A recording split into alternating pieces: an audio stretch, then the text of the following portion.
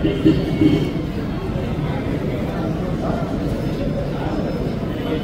शेतकऱ्यांच्या मोर्चाच्या निमित्ताने तालुक्यातील तमाम सर्व शेतकरी आपण मोठ्या संख्येने उपस्थित झालात याबद्दल मी खरं तर आपल्या सगळ्यांचं मनापासून आभार व्यक्त करतो।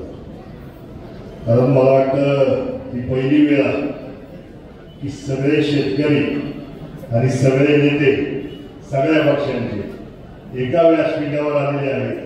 आणि का आले तर बाजार समितीचा भ्रष्टाचार जो आपण सगळ्यांनी पाहिले। मी जास्ती तर बोलणार नाही कारण खोला प्रत्येकाला माहिती काय झाले, कसे पैसे खाल्ले गेलेत आणि कोणत्या पद्धतीने पैसे खाल्ले। परंतु मी एक आठवण करून देऊ इच्छितो, माऊली असतील, प्रियंकाताई असतील, संतोषदादा असतील, आज भास्कर शेठ असतील, आज ही संधी येणार आहे। मी पॅनल करताना विरोध केला होता की आपल्याला संजय काळेंबरोबर पॅनल करायचं नाही।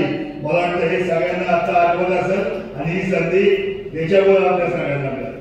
तर आपण त्याही वेळेस पॅनल याच्यासाठीच केलं होतं, विरोधात असेल कमी आम्हाला मिळाले असते, 5 माणसं निवडून आली असतील, एक जण बरोबर नसेल आता। परंतु त्यावेळेस जे पॅनल केलं होतं त्याही वेळेस हाच विषय होता की संजय काळेंची जी कार्यपद्धती आहे त्याला विरोध केला पाहिजे। आणि मला वाटतं त्यावेळेस सुद्धा आपण सगळे मंडळी एकत्र येऊन पॅनल तयार केलं होतं। आज तुमच्या सगळ्या चारही मंडळींना मी मनापासूनचे धन्यवाद देतो।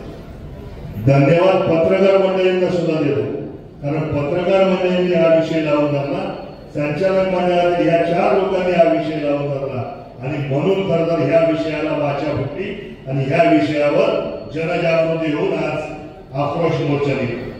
तर तो आक्रोश मोर्चा करून आपल्याला थांबणार आहे का आपण? मला वाटतं आपल्याला पुढे जावं लागेल। एकटे संजय काळे दोषी आहेत का? 15 संचालक सुद्धा तेवढेच दोषी आहेत। त्या 15 संचालकांच्या नेतृत्वावर सुद्धा आपल्याला त्यांना कन्व्हिन्स करावं लागणार आहे की तुम्ही चौला, की तुम्ही हे जे करताय हे तुमच्या जीवावर संजय काळे करतात आणि तुम्ही जर त्याला सपोर्ट करणार असाल तर तुम्ही सुद्धा तेवढे दोषी आहात। आणि जर तुम्ही तेवढे दोषी असाल तर फक्त एकट्या संजय काळे किंवा बाजार समितीवर मोर्चा काढून चालणार नाही, तर त्या प्रत्येक संचालकाच्या घरावर सुद्धा मोर्चा आपल्याला काढावा लागेल, असं मी तुम्हाला सांगायला म्हणतो। एवढं करून थांबणार आहे का आपण? मला वाटतं नाही। तर जे बाजार समितीला मतदान करतात त्या सोसायटीचे नेते सगळ्यांच्या घरावर आलेत का आपल्याला? जे नसतील त्यांचे ठराव आले पाहिजे, ज्या ग्रामपंचायतीचे ठराव नसतील त्या ग्रामपंचायतीचे ठराव घेतले पाहिजे की जेणेकरून तालुका हा एक संघ आहे आणि या गोष्टीला 100%, कारण मतदार तुम्ही आम्ही आहोत ना, बरोबर ना? सर्वसामान्य शेतकऱ्याला मतदानाचा अधिकार जरी असला, आज तो जरी मोठ्या संख्येने असला तरी सुद्धा ही नैतिक जबाबदारी सगळ्या सोसायट्यांनी आणि सगळ्या ग्रामपंचायतींनी स्वीकारली पाहिजे। आणि मला वाटतं ते ठराव आपण सगळ्यांनी लवकरात लवकर करू। एवढं करून थांबून चालेल का? कारण दादा ही पहिली स्टेप झाली। हे जोपर्यंत तुम्ही ते विषय कळीला जात नाही तोपर्यंत अशाच पद्धतीने आपल्याला काम करावं लागणार आहे। मग सध्या आपण जरी वैधानिक मार्गाचा अवलंब करत असतो तर इथून मात्र तो वैधानिक मार्गाने जर आपल्याला न्याय मिळाला नाही तर मग मात्र आपल्याला छत्रपतींनी आपल्याला गनिमी कावा शिकवलाय, आपण तो गनिमी कावा सुद्धा वापरला पाहिजे।